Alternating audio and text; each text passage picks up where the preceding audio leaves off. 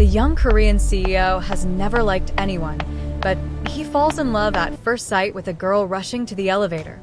The city of Seoul woke before the sun. Steel and glass towers blinked to life one by one, like a network of machines stretching their limbs after a brief, restless sleep. Down below, traffic hummed with mechanical precision, headlights threading the streets like veins carrying urgency instead of blood. High above it all, where the air was thinner and the noise could no longer reach, stood Kang Ji-hoon. He occupied the corner office on the 52nd floor of Myri Tower, a building so sharp and modern it looked like it had been cut straight from the future. The glass walls revealed everything and reflected nothing, much like the man inside them. Ji-hoon stood perfectly still, hands clasped behind his back, eyes fixed on the city that bowed to his success. At 29, he was the youngest CEO in South Korea's tech industry history. Headlines called him a prodigy, a phenomenon, a machine wearing a human face. He never corrected them. Machines didn't feel. And neither did he. His suit was custom-tailored, charcoal black, pressed to mathematical perfection. Not a wrinkle. Not a loose thread. His hair was neatly styled, not a strand out of place, as if chaos itself had learned better than to challenge him. Behind him, a faint hum filled the room, the sound of a climate system calibrated exactly to his preference. Not too warm, not too cold. Comfort without indulgence. That was how Ji-hoon lived his life. Measured, controlled, unbothered. A quiet knock interrupted the silence. "Come in," he said, without turning. The board members entered one by one, their footsteps cautious, like men stepping into a temple or a courtroom. They took their seats at the long glass table, exchanging glances, none eager to be the first to speak. Ji-hoon remained facing the window. Below, the world rushed. Above, he ruled. "Sir," one of them finally began, clearing his throat, "investors are concerned." That word again. Ji-hoon's jaw tightened, barely noticeable. "Concerned about what?" he asked. There was no irritation in his voice. No curiosity either. Just a flat request for information. Another executive leaned forward. "Your leadership is exceptional. Profits are higher than projected. Expansion is ahead of schedule. But, Ji-hoon repeated calmly. The man swallowed. "They believe you're distant." Silence. Ji-hoon turned slowly, his dark eyes sharp enough to cut through the room. Distant from what, exactly? From people, they wanted to say. From emotion. From warmth. From anything human. But no one dared. One investor asked. The board member continued carefully. "What motivates you?" Ji-hoon didn't answer right away. He walked to the table, placing his palms against the cool glass surface. His reflection stared back at him, perfectly composed, impeccably empty. "What motivates me," he said at last, "is outcome." He looked at each man in turn. Emotion complicates judgment. Attachment creates weakness. I was not hired to feel. I was hired to lead. The room was so silent it felt fragile. One executive attempted a nervous smile. "Of course, sir. We simply wondered if, perhaps, a more relatable image might benefit the company." Ji-hoon straightened. "I am not an image," he said quietly. "I am a result." That ended the discussion. The board members stood, bowed, and left. The door closed. Silence returned. Ji-hoon exhaled, slowly, controlled, not out of stress, but habit. He checked his watch. 8:59 a.m. Punctuality mattered. Precision mattered. Relationships never had. He moved toward the private elevator reserved exclusively for him, footsteps echoing against marble floors that had never known indecision. As the door slid open, he stepped inside. The mirror reflected him again. A man admired by millions. A man desired by many. A man who had never, not once, felt the flutter people described in books or films. No racing heartbeat. No longing glance. No irrational pull toward another person. He had dated, briefly, strategically. Women beautiful, accomplished, perfect on paper. But each time, the same conclusion arrived swiftly, and without drama. Nothing. He had once wondered if something inside him was broken. Later, he realized it was simply absent. The elevator doors closed. He descended toward another flawless morning, unaware that in seconds, a woman running out of time would shatter the careful architecture of his indifference. And for the first time in his life, Kang Ji-hoon was about to feel something he could not control. Ifeoma Johnson had always been running. Not because she was careless or disorganized. On the contrary, she planned obsessively, but because life, for her, had never slowed down enough to meet her where she stood. There was always somewhere to be, something to prove, a moment that demanded she arrive breathless but triumphant, heart-pounding, daring the world to tell her she did not belong. This morning was no different. She burst through the revolving doors of Myrie Tower with seconds to spare, the cool marble floor shocking against the soles of her feet. Her heels were clutched in one hand, her laptop bag slung crossbody, braids brushing against her shoulders as she moved. The building smelled faintly of polished stone and money, clean, sharp, intimidating. Exactly the kind of place she had learned to survive in. "Don't panic," she muttered to herself under her breath, eyes scanning the lobby. Panicking never helps. The lobby was cavernous, all glass and chrome and calculated minimalism. People moved with purpose. Employees in tailored suits, assistants clutching tablets, security personnel nodding silently as they monitored the flow of bodies. Everyone looked like they knew exactly where they were going. Ifeoma did too. She just needed the elevator. Her phone buzzed in her hand. 7 minutes late equals terrible first impression, the reminder screamed. She grimaced. "Of course," she said quietly. Of course today would be the day. She spotted the elevator bank at the far end of the lobby, sleek, mirrored doors gleaming under recessed lighting. One of them was already closing. Her heart dropped. No, no, no. She broke into a sprint. Ifeoma had grown up learning how to move quickly. She learned it as a little girl trailing behind her mother through crowded grocery stores, fingers laced tightly around a hand that smelled like cocoa butter and determination. Learned it as a teenager balancing honors classes with part-time jobs, absorbing the unspoken lesson that Black girls did not get the luxury of lagging behind. She learned it again later, when she left the United States with nothing but ambition and a carefully curated resume, determined to prove that her perspective mattered on a global stage. Asia had not been the obvious choice. But Ifeoma had never chosen obvious. Her classmates had warned her. Her professors had questioned her. Her friends had asked, "Are you sure?" She was sure. Because she was tired of shrinking herself to fit rooms that refused to grow. So she had studied languages late into the night, learned cultural nuance the hard way, swallowed the discomfort of being the only Black woman in spaces that didn't know what to do with her confidence. She learned when to soften and when to sharpen, when to speak and when silence carried more weight. She learned resilience until it became muscle memory. And now here she was, a global brand strategist, handpicked, invited, late, but not defeated. She reached the elevator just as the doors slid together. Wait. Without thinking, she thrust her hand forward. Pain flared briefly as metal brushed skin, but the doors jolted and reopened. She stumbled inside. The air changed instantly.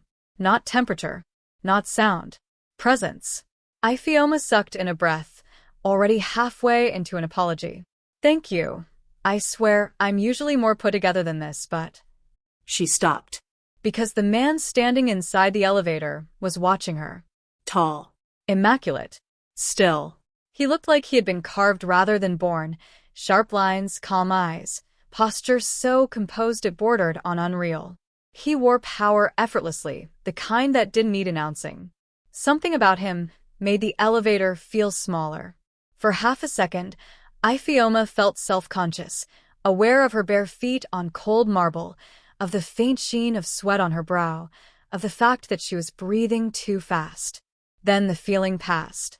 She straightened, because intimidation had never lasted long with her. "Sorry," she said instead, smiling easily.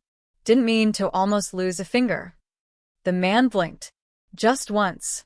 As if the world had glitched.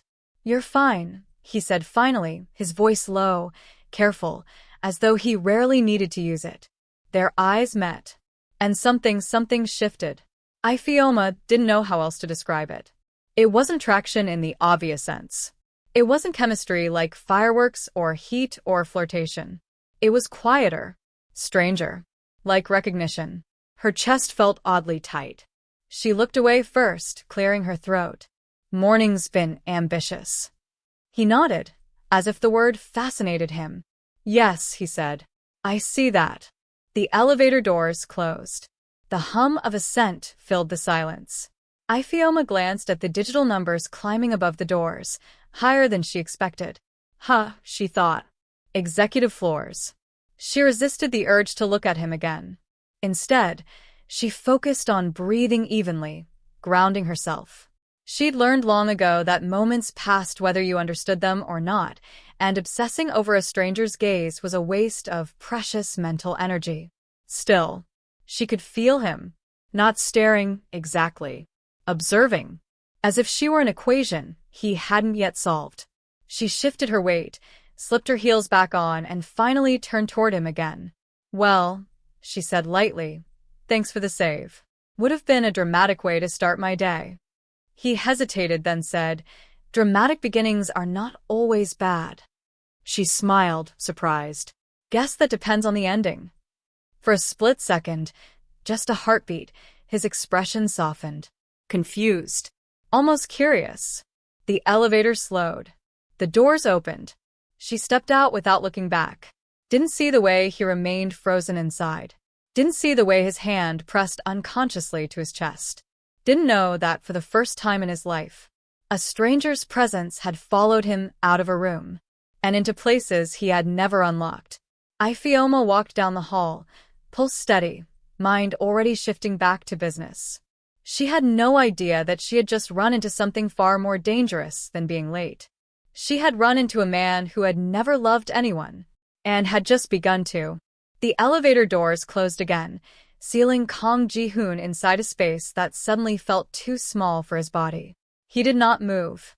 The hum of the machinery vibrated through the floor, through the walls, through him, but something else vibrated too, something unfamiliar and deeply unsettling. His chest felt wrong. Tight. Warm. As if something had been placed inside it without his permission. He stared at the brushed metal doors where she had disappeared. Gone. Just like that. It made no sense that the absence of a stranger could register this sharply.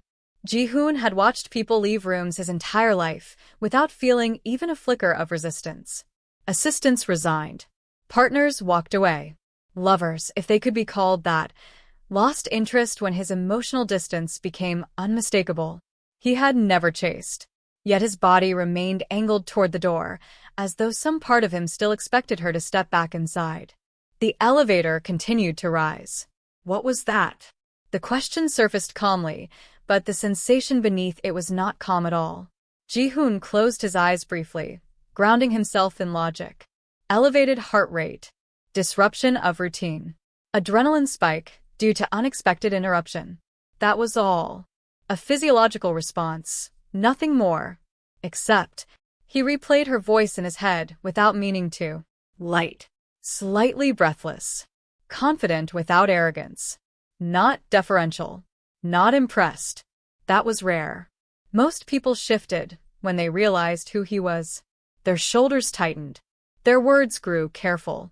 They bent in small, invisible ways, orbiting his gravity, whether they wanted to or not. She hadn't. She had spoken to him like he was just another man in an elevator. The thought unsettled him far more than it should have. His reflection stared back at him from the mirrored wall, perfectly composed, perfectly unreadable. And yet, behind his ribs, something paced restlessly, like an animal that had just woken up and discovered the door unlocked. The elevator chimed. Ji-hoon barely registered it. Down the hall, Ifeoma walked with long, purposeful strides, heels clicking softly against the polished floor as though nothing unusual had occurred. And yet, her fingers tightened around her bag strap. She exhaled slowly, forcing her shoulders to relax. Get it together, she told herself. It was just an elevator. Still, the feeling lingered. She had felt it the second she looked up, an awareness so sharp it was almost physical, like stepping into sunlight after being indoors too long. Not attraction in the immediate, cinematic sense. Not a flutter. Not nerves. Presence. He had presence in a way she couldn't quite articulate. Quiet, contained, intense. Like the air before a storm that never announced itself with thunder. She shook her head slightly, as if to dislodge the thought. Focus, she murmured. This meeting mattered. She smoothed her blazer, checked her reflection in a glass panel as she passed, composed, professional, unbothered. The woman staring back at her looked like someone who belonged exactly where she was, and Ifeoma had fought too hard for that truth to let a stranger's eyes shake her now. Still, she wondered briefly what his life looked like outside of that elevator. Not because she wanted to know him, but because curiosity had always been her quiet weakness.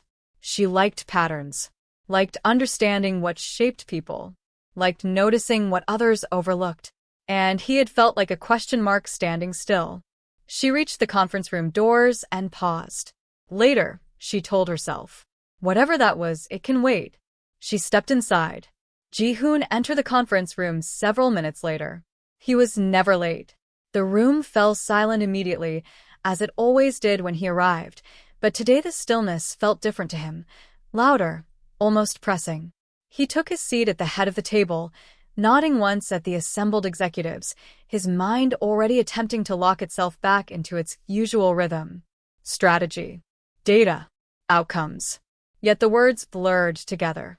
Across the table, the screen flickered to life. Good morning, the project lead said. Today we'll be reviewing the global rebranding proposal. Our lead consultant will walk us through. The doors opened. Ji-hoon looked up. And there she was, standing at the front of the room, like she belonged there. Not rushing now. Not breathless. Poised. Grounded. Her posture was relaxed but intentional, her gaze sharp and observant as she took in the room. Her hair was pulled back neatly, her presence polished, but unmistakably the same woman from the elevator. The one who had left something behind in his chest. For the first time in his professional life, Kang Ji-hoon forgot how to breathe. This is Ifeoma Johnson, the project lead continued. Global brand strategist. The name landed harder than it should have. Ifeoma. She met his eyes. Recognition flickered across her face. Not shock, but something warmer. Amusement, maybe. A slight lift of her brows, as if the universe had just revealed a private joke. Elevator guy, she said lightly. The room stiffened. Every head turned toward Ji-hoon. No one called him that. No one called him anything but Sir or CEO Kong or Chairman, titles that acted like armor. Ji-hoon stood abruptly, chair scraping softly against the floor. You, he said, then stopped. What was he going to say? You made my heart misbehave? You disrupted my internal order? You were not supposed to exist in my day. Instead, he said, you're leading this project? Yes, she replied smoothly. Surprised? He was. But not in the way she meant. He nodded once and sat back down slowly, the room still tense with confusion. I wasn't aware, he said carefully, that I had already met our consultant. Ifeoma smiled, small, knowing, unafraid. Neither was I. Something electric passed between them. It was not flirtation. It was recognition sharpening into focus. Ji-hoon watched her as she began her presentation, his mind cataloging details without permission. The way she spoke with clarity rather than volume, how she commanded attention without demanding it, how her confidence was rooted in preparation, not performance. She did not perform for the room. She moved with it. He found himself leaning forward, elbows on the table, eyes fixed, not because he needed convincing, but because he did not want to miss a single word. This was new, dangerously new. Across the room, Ifeoma felt it too, not his gaze exactly, but the weight of being truly seen. Not appraised, not judged, observed. It sharpened her focus rather than rattling it. If she was going to be looked at like that, she would give him something worth looking at. Their worlds had collided by accident. Now they were orbiting each other by choice. Neither of them knew it yet, but the moment had already passed the point of no return. The meeting was supposed to end cleanly. 45 minutes. Clear conclusions. A list of follow-ups. Ji-hoon's days ran on precision. Each segment neatly contained so nothing ever spilled over into the next. He had built his life that way, compartmentalized, efficient, untouched. But nothing about this meeting stayed contained. By the time Ifeoma finished her presentation, the room was charged with something unspoken. The executives exchanged looks, not confusion, not skepticism, but reluctant admiration. She hadn't tried to impress them. She'd simply been good. Your proposal reframes the company's identity without erasing its roots, one executive said. That's difficult to do. Ifeoma inclined her head slightly. Global brands don't survive by being louder. They survive by being clearer. Ji-hoon watched as she spoke, feeling a strange pressure behind his sternum. He had approved countless strategies over the years, listened to hundreds of consultants explain how they planned to elevate or redefine his company. None of them had spoken like this. None of them had spoken to him, instead of around him. And what? Ji-hoon said slowly, breaking his silence at last. Do you believe Myri lacks? The room went still. That question was a test. Everyone knew it. Ifeoma met his gaze, without hesitation. Humanity, she said. A few executives stiffened. Ji-hoon did not. Explain, he said. She folded her hands loosely in front of her, considering her words, not to soften them, but to sharpen their accuracy. Myri is admired, she continued. Respected. Feared even. But admiration doesn't build loyalty. People don't connect to perfection. They connect to intention. Her eyes held his. Right now, she added, the company feels untouchable. And untouchable things don't inspire devotion. They inspire distance. Silence stretched. Ji-hoon should have dismissed her. Should have pushed back. No one spoke to him like that without consequence. Instead, he felt something loosen. Not approval. Not agreement. Recognition. That's all, he said quietly, standing. Thank you, Ms. Johnson. The meeting dissolved around them. Executives filed out quickly, murmuring among themselves. Some cast curious glances at Ifeoma. Others avoided looking at Ji-hoon at all. When the door closed, the room felt suddenly intimate. Too intimate. Ji-hoon remained standing, hands resting lightly on the table. Ifeoma gathered her materials, unhurried, composed. Neither of them spoke. It was Ifeoma who broke the silence first. So, she said casually, sliding her tablet into her bag, do I still get points for punctuality if I arrived on time emotionally?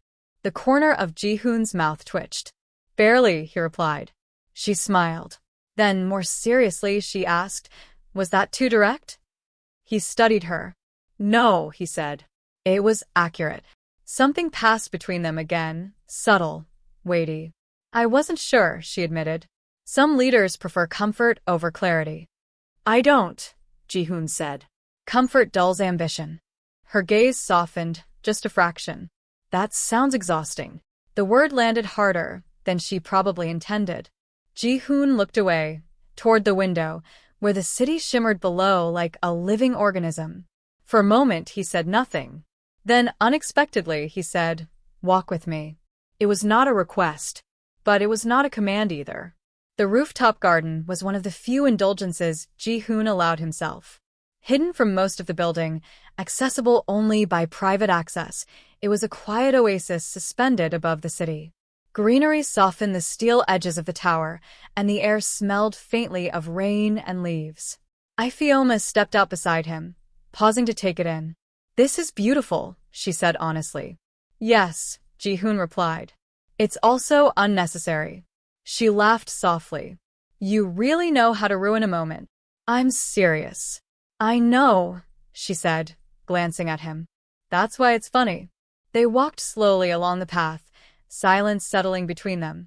Not awkward, but curious. You didn't answer my question earlier, she said after a moment. Which one? Why you let me speak to you that way? Ji-hoon stopped. Ifeoma did too. He turned to face her fully now, and the closeness made something electric hum in the air. Up close, he noticed details he hadn't before: the faint scar near her eyebrow, the warmth in her eyes that suggested kindness without softness. "I don't know," he said truthfully.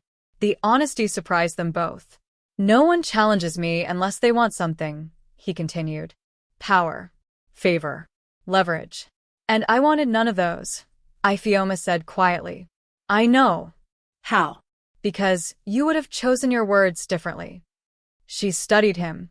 "Does that bother you?" "Yes," he admitted. "And no." She nodded, understanding more than he expected her to. They stood there, city lights beginning to flicker on below them as evening crept in. "You don't smile much," she said gently. "I've been told." "Is it because you don't want to?" she asked. "Or because you don't know how anymore?" The question cut clean. Ji-hoon felt it, felt the fracture forming, hairline thin but undeniable. "I've never had a reason," he said. "That's not true," Ifeoma replied. He raised an eyebrow. "You don't know me." She met his gaze steadily. "I know people. And no one builds something this big without caring about something deeply." He looked away again. "Care is not the same as happiness," he said. "No," she agreed. "But it's where happiness usually starts." For a long moment, neither of them moved. Then Ji-hoon said something he had never said to anyone. "Why aren't you intimidated by me?" Ifeoma blinked, surprised by the vulnerability beneath the question. "Because," she said slowly, "power doesn't impress me. Presence does. And yours feels lonely." The word echoed. Lonely. Ji-hoon inhaled sharply. No one had ever named him so accurately. When he looked at her again, his composure was still intact, but something behind his eyes had shifted, softened, cracked open just enough to let light through. For the first time in years, he smiled. Just barely. And Ifeoma knew, with sudden certainty, that she had stepped into something far more dangerous than a professional engagement. She had stepped into the quiet center of a man who had never let anyone close enough to disturb him. And now, neither of them knew how to step back. Ji-hoon did not sleep that night. He lay awake in his penthouse apartment. The city sprawled beneath the windows like a constellation of restless light, watching the ceiling as though it might offer answers. His bedroom was immaculate, neutral tones, sharp edges, nothing extraneous. It had always been enough. Tonight it felt hollow. He replayed the day in fragments, the way Ifeoma had stood across from him without shrinking, the quiet certainty in her voice when she spoke about humanity, the word lonely resting in his chest like a bruise he hadn't known was there. Lonely. He had never used that word for himself. Not once. Loneliness implied desire for company, implied absence. Ji-hoon had always thought of himself as complete, self-contained, impermeable. But now, stretched across silk sheets he did not remember choosing, he felt an ache that had no name, only weight. He turned onto his side. This is temporary, he told himself. A disruption. Nothing more. He had felt brief fascinations before, intellectual admiration, fleeting curiosity. They always passed. They always obeyed logic. So, why did this feel like standing at the edge of something irreversible? The next morning, Ji-hoon buried himself in work. He arrived earlier than usual, reviewed contracts with ruthless efficiency, spoke less than necessary. Assistants exchanged wary glances. His calendar overflowed, but he welcomed the pressure. It gave him something to push against, something solid. Still, the thought of her slipped in between tasks. Not her face exactly, but her presence. The way she had looked at him, as though he were not a monument but a man. The way she had not flinched under his scrutiny. By noon, he realized something unsettling. He was waiting. For what? He did not know. A meeting update. A message. The sound of her voice drifting down the hallway. When it didn't come, the absence sharpened. He closed his tablet abruptly. "This is inefficient," he muttered.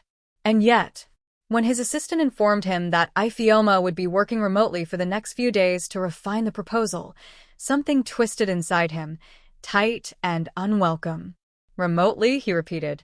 "Yes, sir." the assistant said carefully. She mentioned wanting uninterrupted time. Ji-hoon nodded once. Very well.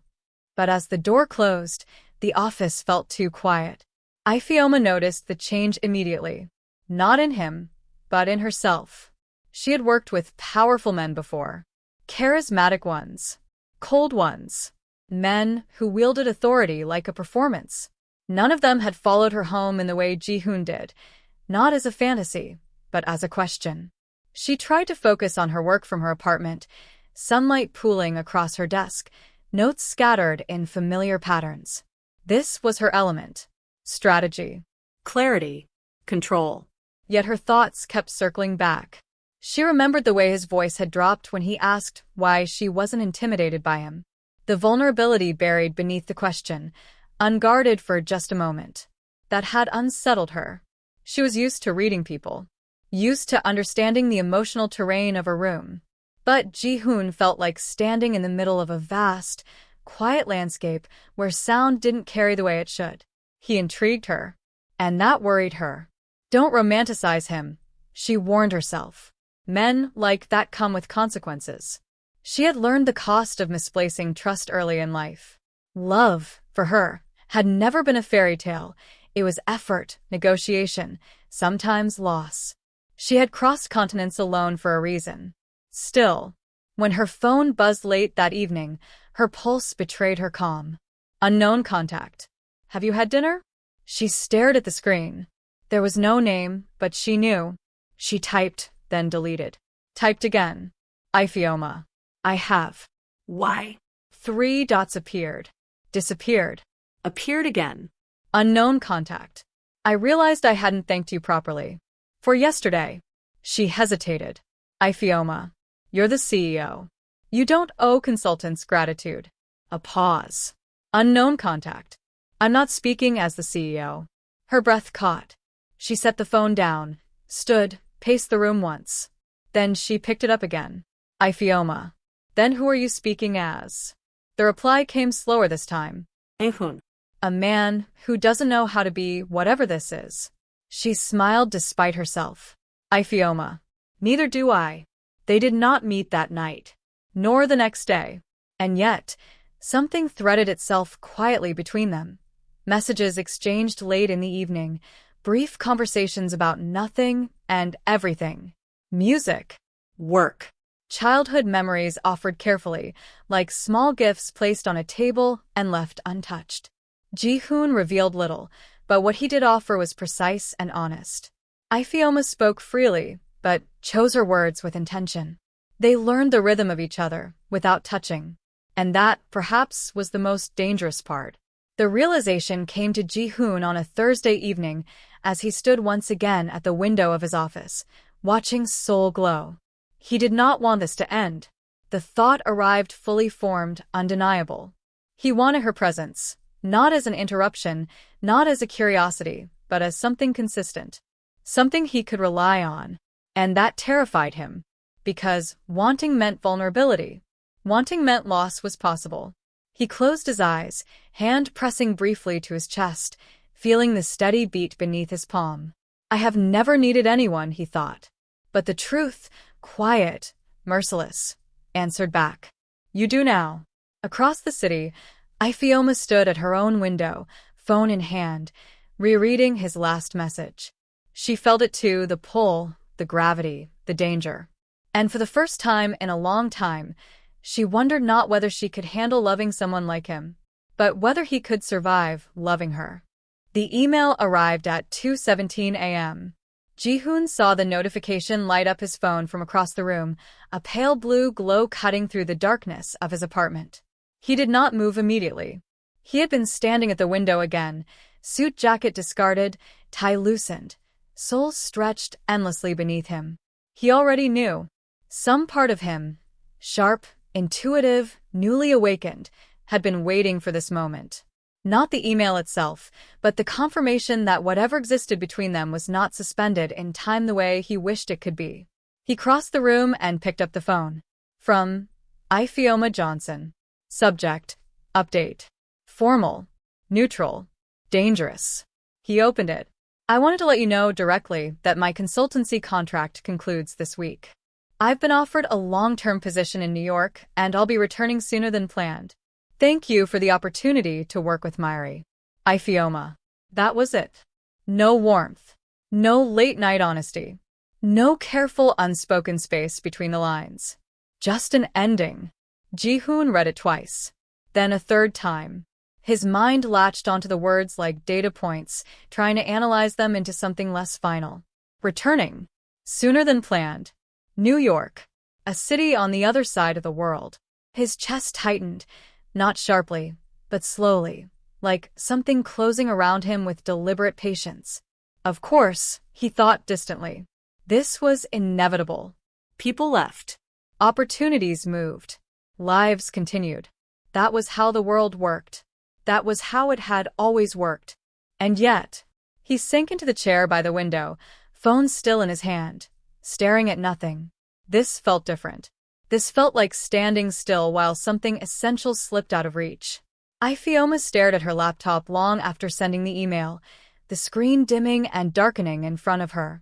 She hadn't wanted to send it like that. But if she didn't, she wouldn't leave at all. The offer had come unexpectedly, one she'd worked years for. Senior role. Creative control. Stability. A return home that felt earned rather than defeated. She should have been excited. Instead, she felt hollow. She moved through her apartment slowly, touching things absently. The back of a chair, the edge of a table, like she was memorizing a place she might not return to. Her suitcase lay open on the bed, half-packed, clothes folded with care she didn't entirely feel. She picked up her phone. No reply.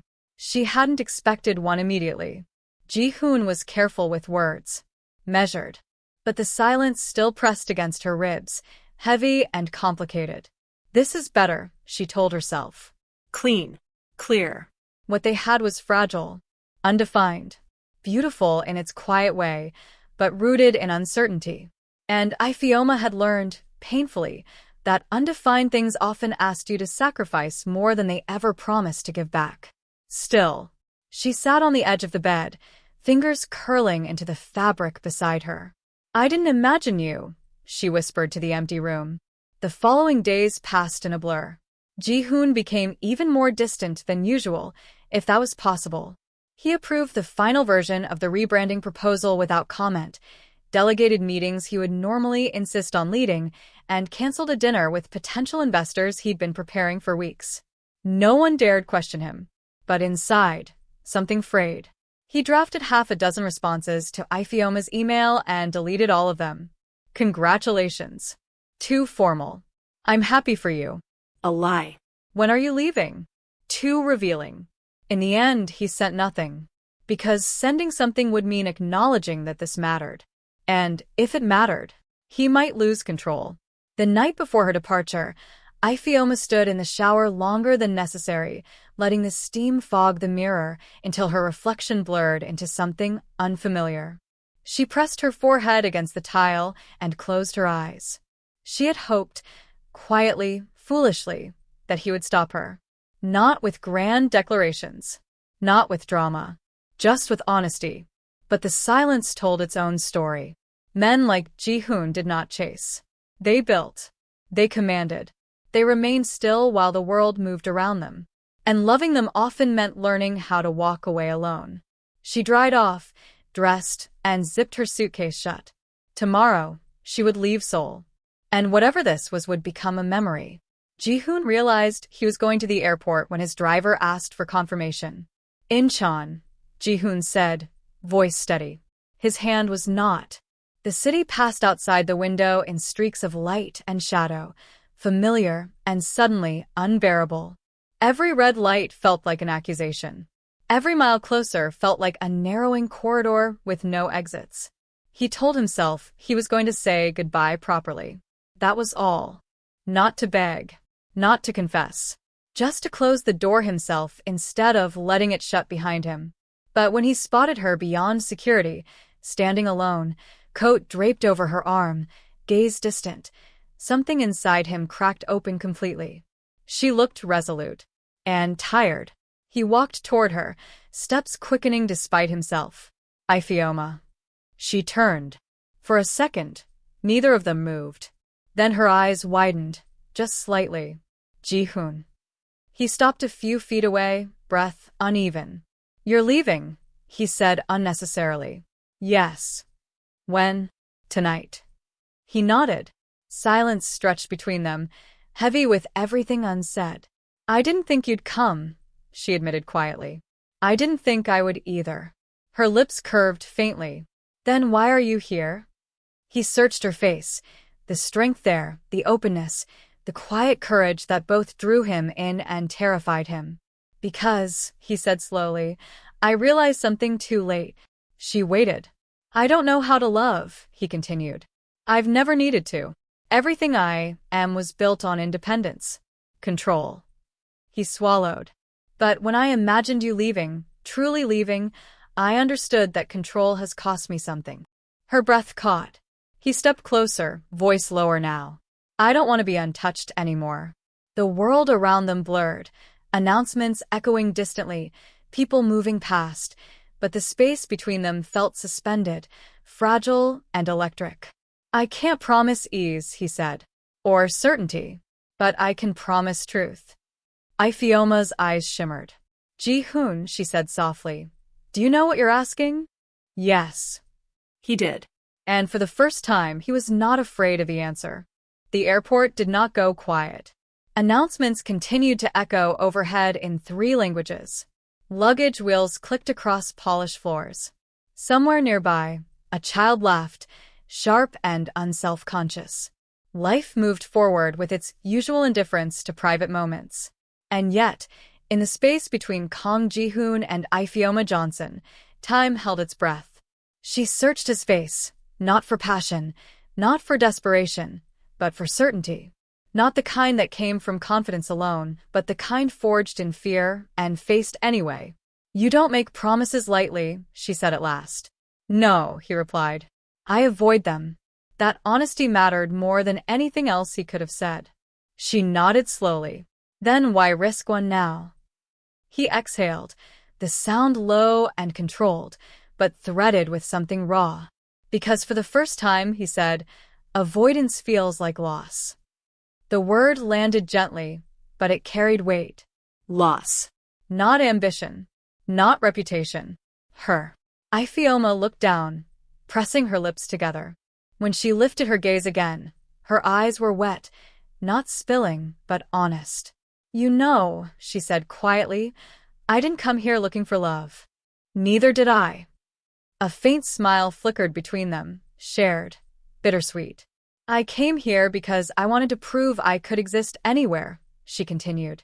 That my voice didn't depend on comfort or familiarity. You have, Ji-hoon said without hesitation. You do. She shook her head softly. That's not what I mean. I proved it to everyone else. But with you, she paused, choosing her words carefully. With you, I felt seen without performing. And that's dangerous. Yes, he said. It is. Silence stretched again, but this time it felt different. Less like uncertainty and more like a narrowing path. What happens now? She asked. Ji-hoon did not answer immediately.